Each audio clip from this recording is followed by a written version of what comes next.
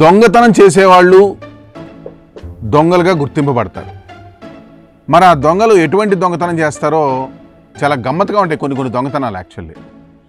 పోనీ మీకు తెలుసా మీరు ఎటువంటి దొంగతనాలు చూస్తుంటారు? ఓ పెన్నో గన్నో ఇలాంటివి చెప్తూ ఉంటారు, డబ్బులో ఇంకేమైనా సరే చెప్పచ్చు. కానీ ఇప్పుడు నేను చెప్పబోయే స్టోరీలో దొంగతనం మహాగమ్మత్తుగా ఉంటుంది. అసలు అంత పెద్ద ఆసక్తికరమైన దొంగతనం ఏంటి, అది ఎలా జరిగింది అనేది ఇప్పుడు నేను మీకు చెప్తాను.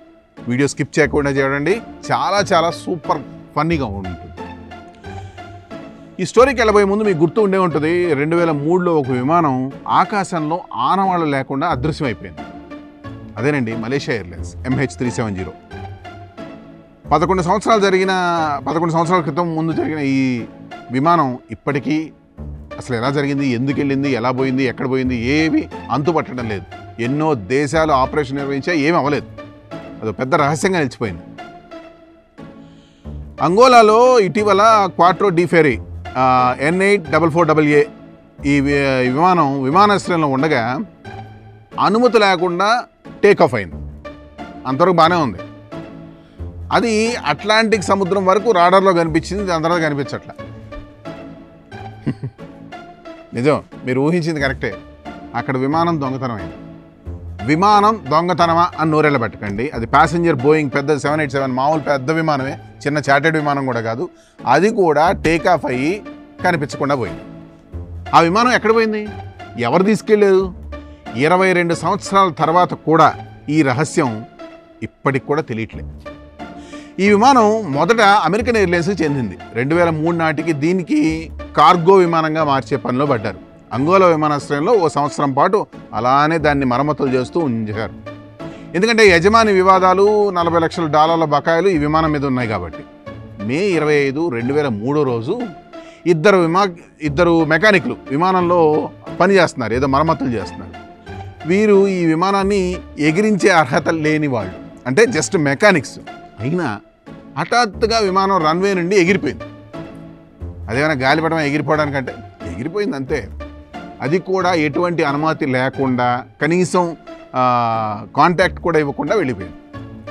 సరే, వెళ్ళింది బాగానే ఉంది. దాన్ని రాడార్లో చూస్తూ ఉంటారు కదా, కిందంతా మొత్తం గమనిస్తూనే ఉంటారు కదా. కొద్ది నిమిషాలు అది రాడార్ నుంచి కూడా కనిపించకుండా పోయింది. అట్లాంటిక్ సముద్రం పైన ఎటువంటి సిగ్నల్ కూడా లేదు. పోనీ అదేమైనా కూలిపోయిందంటే శిథిలాలు కూడా దొరకలేదు. అంటే మనం ఏం అర్థం చేసుకోవాలి, విమానం దొంగిలించబడిందనేగా. సాంకేతిక సమస్య వల్ల సముద్రంలో ఏమైనా పడిపోయిందా అనుకుంటే కొందరు ఈ ఘటన ఒక రహస్య ఆపరేషన్లో భాగమని, ఇట్లాంటి ఏవో బోల్డని గాసిప్లు వచ్చేసాయి.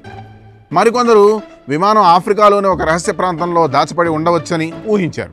మీకు గుర్తుందో లేదో, ఈవెన్ మలేషియన్ ఎయిర్లైన్స్ కూడా అమెరికాలోని ఏదో ఎడార్లో ఇప్పటికీ ఆ విమానం ఉంది, ఆ విమానాన్ని హైజాక్ చేశారు అమెరికన్స్, అక్కడేదో రహస్య సైనికులు, ఇట్లాంటి చాలా ఊహాగానాలు, బేసిక్ ఫేక్లెస్ ఊహాగానాలన్నీ వస్తూనే ఉన్నాయి. అలాగే ఈ విమానానికి కూడా వచ్చింది.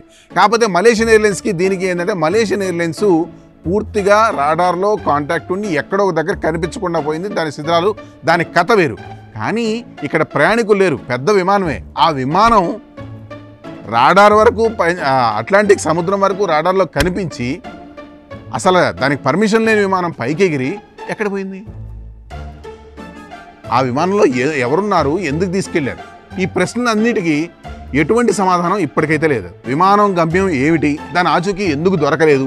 ఈ ఘటన విమాన పరిశ్రమలోనూ అతి పెద్ద రహస్యాల్లో రెండోదిగా మిగిలిపోయింది. రెండోది ఎందుకంటున్నానంటే, MH370 మలేషియన్ ఎయిర్లైన్స్ రహస్యం గురించి మనం ఎక్కువ వింటాం. కానీ ఈ బోయింగ్ 727 ఘటన అంతకంటే ముందు జరిగిన వింతైన సంఘటన. అంగోలా విమానాశ్రయంలో సెక్యూరిటీ లోపాలు ఈ ఘటనకు పూర్తిగా కారణం అని చెప్తున్నారు. ఎవరో మనుషులు తప్పిపోయినా లేదా బ్యాగేజ్ తప్పిపోయినా అనుకోవచ్చు, విమానం పోవడం ఏంటండి? ఒక విమానం, దానిలోని వ్యక్తులు ఎటువంటి ఆనవాళ్ళు లేకుండా ఎలా మాయమైపోతాయి? ఈ రహస్యం ఇప్పటికీ పరిష్కారం కాకుండా ఉంది. మరి ఎప్పటికైనా అలానే ఉండిపోద్దాం. ఆకాశంలో ప్రతి ఒక్క చిన్న విమానం కానీ, లోహపు విహం కానీ, ఎవ్రీథింగ్ మొత్తం ఇక్కడి నుంచి మనం పూర్తిగా కాంటాక్ట్లో ఉండి రాడార్ తోటి, వ్యవస్థతోటి మనం దాన్ని పర్యవేక్షిస్తుంటాం. అలాంటిది బోయింగ్ 727 ఎక్కడ ఉంది, దాన్ని ఎవరు నడిపారు? ఈ ప్రశ్నలు ఇప్పటికీ జవాబు లేని రహస్యంగా మిగిలిపోయాయి. సో దీన్ని బట్టి మనకు అర్థమైంది, పెన్ను, గన్ను, మనీ, పర్సు, ఇల్లు అలాగే విమానం కూడా దొంగిలించవచ్చని. సో ఈ విషయం గురించి మీ అభిప్రాయం కామెంట్స్లో చెప్పండి.